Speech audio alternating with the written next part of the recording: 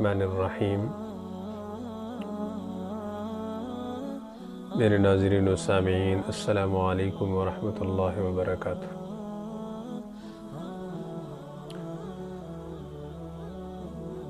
رجب کا مہینہ بابرکت مہینہ ہے،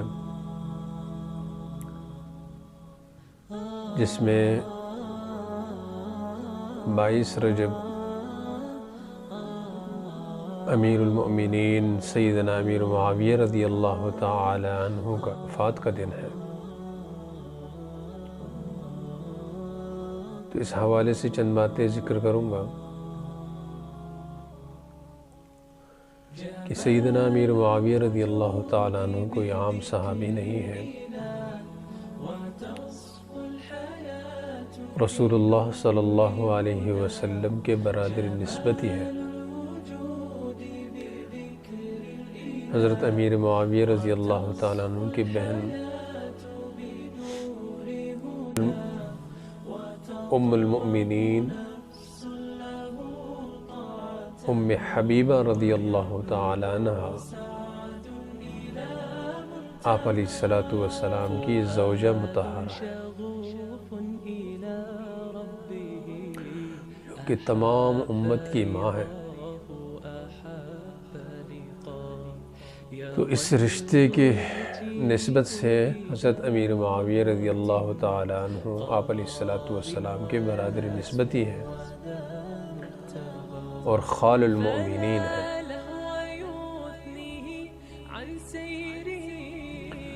امیر معاویہ رضی اللہ تعالی عنہ کاتب وحی ہے، وحی کو لکھنے والے۔ قرآن مجید کی وحی جب نازل ہو رہی تھی تو اس وقت لکھنے کے لیے 6 صحابہ یا 4 صحابہ کی جماعت بنائی گئی۔ ان 6 یا 4 میں سے لکھنے والوں میں سے، اس جماعت صحابہ میں سے جو وحی کو لکھا کرتے تھے، ان میں سیدنا امیر معاویہ رضی اللہ تعالیٰ عنہ بھی ہے۔ تمام صحابہ اکرام جنہوں نے دین کو سنبھالا ہے اور ہم تک پہنچایا ہے، قربانیوں کے ساتھ اپنی جان کی قربانیاں دی ہیں، جن کے متعلق اللہ رب العزت کے قرآن مجید میں ہے والذین اتبعوہم بإحسان رضی اللہ عنہم ورضوا عنہ۔ اللہ رب العزت نے اپنے رضا کا سرٹیفکیٹ ان کے لیے جاری فرما دیا۔ اللہ پاک فرماتے وہ مجھ سے راضی اور میں ان سے راضی۔ تمام صحابہ اکرام کو سمجھنے کے لیے قرآن مجید کو سمجھنا ضروری ہوگا۔ صحابہ اکرام کی زندگی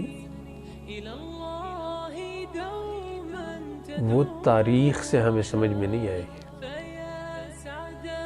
کیونکہ تاریخ کو مسخ کر کے پیش کیا گیا ہے۔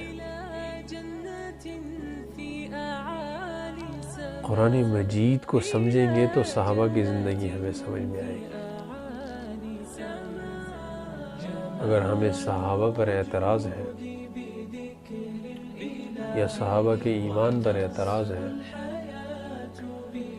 یا صحابہ کی زندگی پر اعتراض ہے تو یقین مانیے ہمیں صحابہ پر اعتراض نہیں ہوگا، ہمیں قرآن پر اعتراض ہوگا، ہمیں حدیث نبوی پر اعتراض ہوگا، کیونکہ ہمیں قرآن ہم تک پہنچایا صحابہ نے، اور یہ حدیث ہم تک پہنچائی صحابہ کے ذریعے سے پہنچی۔ اگر ان کی زندگی پر ہمیں اعتراض ہے تو ہمارا دین محفوظ نہیں ہے۔ تو بات ہو رہی تھی سیدنا امیر معاویہ رضی اللہ تعالیٰ عنہ کی۔ امیر معاویہ رضی اللہ تعالیٰ عنہ وہ صحابی ہے جن کے لیے بے شمار حدیثوں میں آپ علیہ السلام کی دعائیں ذکر ہے۔ مسند احمد میں ہے کہ اللہ کے حبیب نے امیر معاویہ رضی اللہ تعالیٰ عنہ کے لیے دعا فرمائی کہ اے اللہ معاویہ کو حساب و کتاب کا علم عطا فرما اور معاویہ کو عذاب سے محفوظ فرما۔ یہ دعا کوئی عام ہستی نہیں فرما رہے، سرکار دو عالم صلی اللہ علیہ وسلم فرما رہے ہیں، جو کہ اللہ کے محبوب ہیں، جن کی بدولت اللہ رب العزت نے یہ دنیا بچھائی ہے، دنیا بنائی ہے۔ اور دعا کیا فرما رہے ہیں کہ اللہ معاویہ کو حساب اور کتاب کا علم عطا فرما اور معاویہ کو عذاب سے محفوظ فرما۔ اور ترمذی شریف کی ایک روایت ہے جس میں آپ علیہ السلام نے دعا فرمائی امیر معاویہ کے لیے، اللہم اجعلہ ہادیا مہدیا واہد بہ، کہ اللہ معاویہ کو رہنمائی کرنے والا بنانا اور معاویہ کو ہدایت یافتہ بنا دینا۔ اے اللہ ہدایت معاویہ کے ذریعے عام فرما۔ ویسے تو تمام صحابہ کے لیے جنت کی بشارت ہے، کچھ صحابہ کو خاص وقت میں اجتماعی طور پر جنت کی بشارت دی اور کہیں انفرادی طور پر جنت کی بشارت دی۔ نماز عصر کے بعد آپ علیہ السلام نے 10 صحابہ کرام کا نام لے کر ان کو جنت کی بشارت دی، جن کو ہم عشرہ مبشرہ کہتے ہیں۔ تمام صحابہ کے لیے جنت کی بشارت موجود ہے۔ امیر معاویہ رضی اللہ تعالیٰ عنہ کاتب وحی ہے، قرآن کو لکھنے والے ہیں، اور آپ علیہ السلام کے برادری نسبت یہ ہے۔ 22 رجب المرجب آپ رضی اللہ تعالیٰ عنہ کا یوم وفات ہے، اور اس رات میں کچھ لوگ ایک بدعت مناتے ہیں، خرافات کرتے ہیں، امیر معاویہ کی بغض میں، ان کی عداوت میں، ان کی دشمنی میں ایک رسم مناتے ہیں جن کو کنڈوں کا نام دیا گیا ہے کہ رجب کی کنڈے۔ اس کی نسبت حضرت جعفر صادق رحمۃ اللہ علیہ کی طرف کرتے ہیں، حالانکہ علماء نے لکھا ہے کہ 22 رجب کا امام جعفر صادق رحمۃ اللہ علیہ کا اس دن کے نہ وفات کے ساتھ کوئی تعلق ہے، پیدائش کا کوئی تعلق ہے،